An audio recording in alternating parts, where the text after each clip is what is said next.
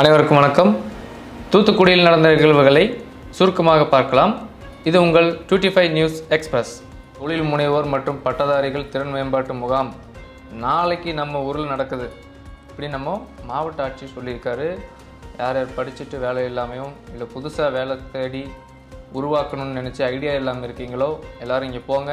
உங்களுக்கு ஒரு புது ஐடியா கிடைக்கும், புது வேலையும் கிடைக்கும். ட்ரை பண்ணுங்கள். புதுச்சேரி கவர்மெண்ட் சார்பாக பார்த்தீங்கன்னா இப்போ நம்ம திருச்செந்தூருக்கு டைரக்ட் பஸ் ஒன்று விட்டுருக்காங்க. அது பார்த்தீங்கன்னா தூத்துக்குடி, காரைக்கால் இந்த இடைப்பட்ட ஒரு 2-3 ஊர்கள் வழியாக போகுது. எல்லோரும் யூஸ் பண்ணி பலனை பெறுங்க. நம்ம இந்த டிஎன்பிசி எக்ஸாம் இன்றைக்கி எழுத போனவங்களில் இந்த பாளையங்கோட்டை எக்ஸாம் சென்டரில் பார்த்தீங்கன்னா கொஞ்சம் பேர் லேட்டாக போயிருந்திருக்காங்க.